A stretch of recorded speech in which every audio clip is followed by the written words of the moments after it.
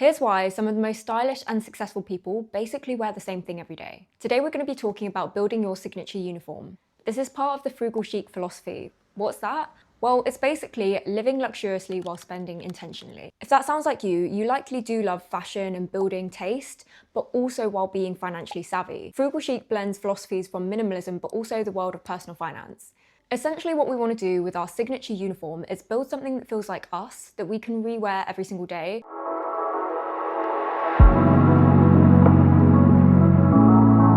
In this video, it's going to be structured like this. We'll break down the philosophy, why it matters, how to identify your signature uniform, how to build one, and also I'll be showing you my signature pieces right at the end. Okay, so what do I mean by a uniform and why does it matter? So when I say a uniform, I don't necessarily mean what you traditionally think when you think of a uniform, like a school uniform or, something that you have to wear for work. Very repetitive, very bland, and lacking personality.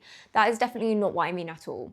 When I say signature uniform, I mean that you rewear certain pieces that can be characterized by you. When people see a bit of clothing, they think instantly, oh, that really reminds me of that person. Think about how tweed blazers remind you of Chanel. Everyone has a personal brand, whether they like to admit it to themselves or not, and building your signature uniform is just your physical embodiment of your personal brand. So why does a uniform matter? So many successful people throughout history, think Steve Jobs. Obviously, we don't want to dress exactly like Steve Jobs, but think he wore a black turtleneck, dark wash jeans and New Balances all the time. But there's many other female examples of women that rewear the same thing. Think Princess Diana, she kind of wore blazers, jeans, but then mixed in casual elements of athleisure. I mean, she did that whole quiet luxury athleisure trend before social media existed. Think about those collegiate jumpers, the cycling shorts and, trainers. And I think one of the reasons behind why successful people do this is decision fatigue. When you are so successful or you've got so many things on your mind, the last thing you want to be doing is thinking about what you're going to wear today. If you already have a signature uniform that you can come back to, it saves you mental space, but also saves you financially. So building your personal brand is about consistency and recognizability. Those two things are necessary, and you can only cultivate those things by re-wearing and being a chronic outfit repeater. We often think that repeating outfits is kind of embarrassing. Sometimes I will think, oh, I've already worn that outfit or I've already taken a picture in that outfit. But then you actually have to stop and think. If I'm re-wearing the same outfits, it solidifies who I am and, ultimately builds a stronger personal brand and makes me more instantly recognizable. I don't have to have a new outfit for every single thing. I think that idea is kind of outdated, and I almost feel that that's the middle class trying to emulate rich people, but whether rich people actually behave like that is very different. A lot of rich people don't even appear rich, on the surface. I think that trying to have a new outfit for every single occasion is something that we just need to get out of desperately, because number one, it's not good for our bank account, and number two, it's probably not very good for our mental health. I remember when I was younger trying to hop on all these trends, guys, I had so many different weird phases, a streetwear phase, an American Apparel phase when I was younger. I hopped on all the different internet trends, and it just, obviously I was coming of age and I would have explored different subcultures and aesthetics naturally, but I just feel it just did not give me the sense of belonging that I thought it would each time. What really worked for me is me wearing the pieces, not the pieces wearing me. And in this age of micro trends, it is so easy to just go and buy into a whole new subculture or aesthetic. I think the strongest thing we can do is completely reject this and just stick to our own style. The whole goal with the frugal chic uniform is to look expensive without spending excessively, and there are ways to do this. So the first thing that I want you to do if you're wanting to build this frugal chic uniform is to, number one, identify your lifestyle. I feel like the issue with most people that overspend, or, I used to be a shopaholic, I would buy for my dream self.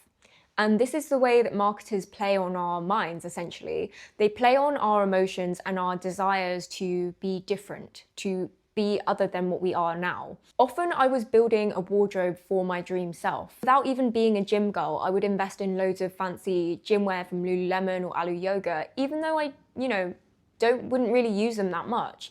And it's like buying into an aesthetic of like an LA influencer in her leggings instead of actually embodying that first. It's so easy to go on social media and think that if I buy this thing, I will become that person. I'll become that influencer or celebrity that's promoting it. But instead, thinking about realistically, what is your lifestyle? So if you're freelance or self-employed, or you don't go into the office every day, maybe some of your wardrobe could be slightly more casual, or things that you will actually wear, like fleeces, leggings, or even like comfy trousers that could also be worn out. Like maybe investing in more of those things, because those are the things you're going to be using. A lot of people in that situation might think, oh no, I need to buy really expensive tailored trousers, but then anything that I wear around the house could be like pajamas that I've had for 10 years. Like no, invest in the things that you're actually going to be using every single day. Investing in your actual self rather than your dream self. On the flip side, if you are very corporate or you have to wear formal wear, then that can be super expensive. So really researching like materials and what to actually invest in. I would say from my experience, it is worth investing in natural fibers. So if you are going to buy a pair of tailored trousers, making sure that they have natural fibers blended in, like wool perhaps for the winter. So knitwear, that's something to really invest in. But a lot of my wardrobe, I'll tell you now, is like 90% secondhand. And I built that over time through like Depop and vintage, just looking around to see what's out there. I will talk about some of my favorite pieces at the end, so make sure you stay tuned for that. But if you are building a more formal wardrobe, it can be more expensive. I think there's certain ways around it. So the main thing that we're trying to do here is eliminate emotional shopping, because I think that's one of the things that can just get us. Like if you truly love to dress like that and you'll dress in your own aesthetic regardless of any activity you're doing, totally do that. I'm not trying to dictate how anyone lives. I've just learned from personal experience that if you try to dress for a lifestyle that you don't live, you will probably not end up wearing those pieces as much. 2 is define your style DNA. Pick 3 style inspirations who you want to start off by emulating. I'm not saying like just blatantly copy people, but there's definitely something in getting inspiration from specific people. It could be, influencers, celebrities, or even people in your day-to-day life. Like if they have a similar body type, or if they... So I know these are pretty basic, but mine are probably Kaya Gerber, Zoe Kravitz, and Carol Ann Kennedy. I feel like they all wear like quite basic outfits, and I feel like because obviously they're famous, like they wear the clothes don't wear them. I know to find a real life example would be different, and there's a lot of like well-known people that are also much better dressed. But I just pick these examples because I'd say my outfits are similar.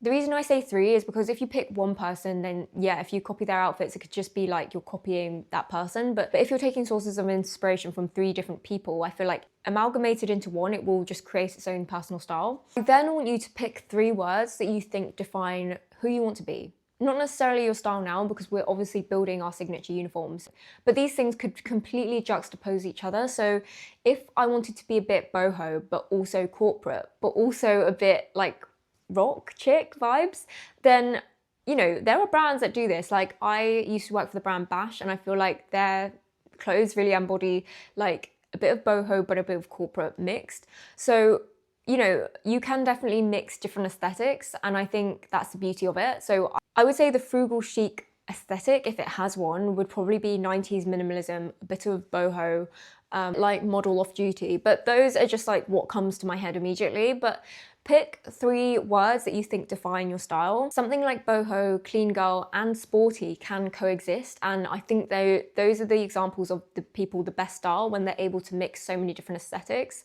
And let's be clear, I'm not trying to define frugal chic into one aesthetic, even though I love the internet loves an aesthetic, but I think that you can be frugal chic regardless of your taste and aesthetic. I think that it's very much down to your personal philosophy and how. So the next part would be your shredding phase. Declutter what you don't need. Don't buy, actually start subtracting. By doing this, you're actually figuring out what you value and what you use first, instead of going out to buy the things that you want. Really important exercise, because it makes you realize that all of that clutter and all those clothes that you don't wear anymore used to be money. And by giving them away, it can feel really tough, but I would encourage you to give stuff away, to sell stuff on Vinted, to dispose of things in a responsible way. But doing this makes you think, oh, like all of that, I could have used that money in so many different ways. And it's that reflection or that regret that can lead to better actions in the future. I think if you were to just leave your wardrobe as it is and just start shopping, I think you would just get into the same cycles again. So the second phase of this decluttering stage is to document. So I don't need you to open a whole spreadsheet or anything. What I mean is start taking more outfit pictures, and no, not for social media, for yourself. Take a mirror selfie every day if you can be bothered or if you can remember, or just do it consistently over a month and just notice the pieces that you actually wear. What makes you feel good? Were you complimented on that day? What made you feel the most confident and like you?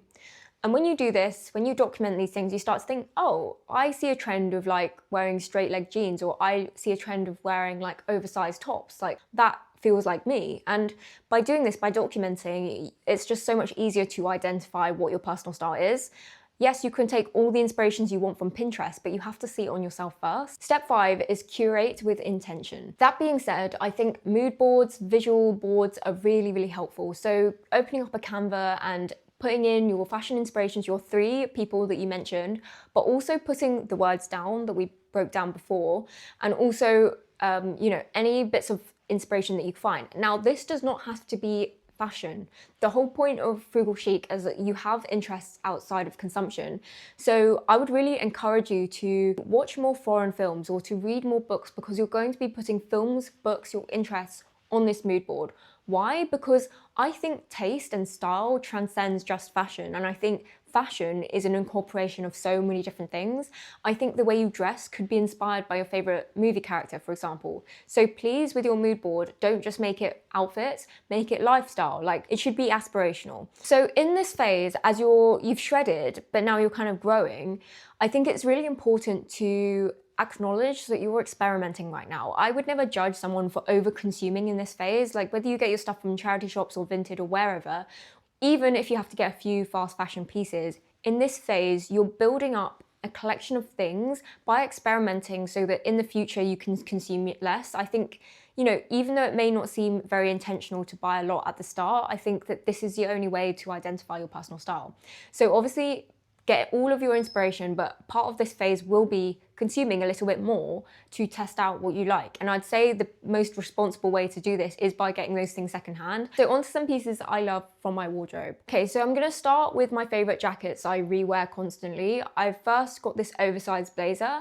Now, I think that blazers instantly give you that girl boss, corporate baddie vibe. I think that they are perfect for chucking on over even jeans. They can just smarten up an outfit.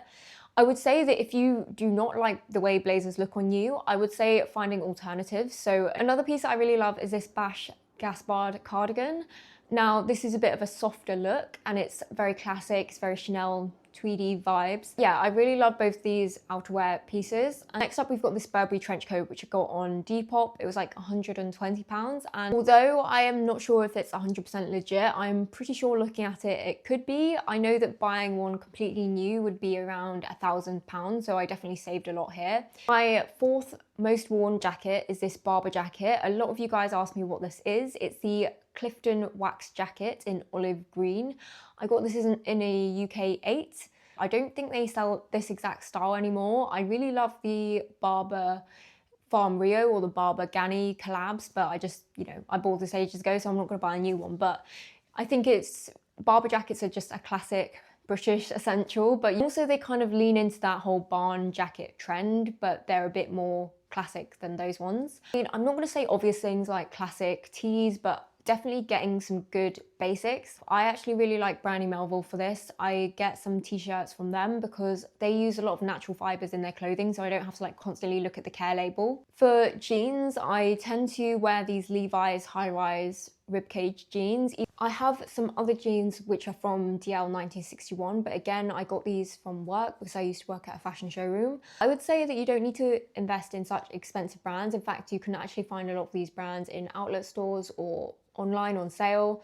So yeah, I mean, when I buy clothes strictly for myself, I tend to always go on Vinted or secondhand website because I just personally don't see the point in paying a full retail price for something when I know that I can get it for less. When it comes to accessories, these loafers are currently my favorite shoe. I've been wearing them over trainers, over everything. and they are from GH Bass, and they're the Baswegian penny loafers. And I will say I'm a 5.5, and I went true to size, I went 5.5, and they do come up slightly narrow, but over time they do stretch out. I would say that if you're in between sizes, I've had many a pair of loafers from Doc Martens, from Mango. These are the only ones I've actually found incredibly comfortable. My other most worn accessory is these shimmy sunglasses. I think these retail for around 125. Again, I got these from work. So yeah, as if you don't know, I used to work in fashion, but now I've quit to be a content creator, and yeah, one of the perks was getting a little free stuff. I feel like tortoiseshell sunglasses always look a bit softer on the face as opposed to black sunglasses. And then coming up to autumn winter, I think it's great to have one cashmere scarf. This is from Johnston's of Elgin, and it's 100% cashmere, made in Scotland. And I got this for my birthday, I think 3 or 4 years ago. And it's just, you know, a great essential. I think investing in one nice cashmere scarf, I think this was around 30 or 40 pounds, so not too bad, but I got it as a present. So those are some of my most worn pieces in my wardrobe. If you want to check out more of my content, then I'm on short form platforms like TikTok and Instagram, but also I have a newsletter. It's at frugalchic.co.uk. If you enjoyed this video, give it a like and definitely subscribe so you don't miss out on further content from me.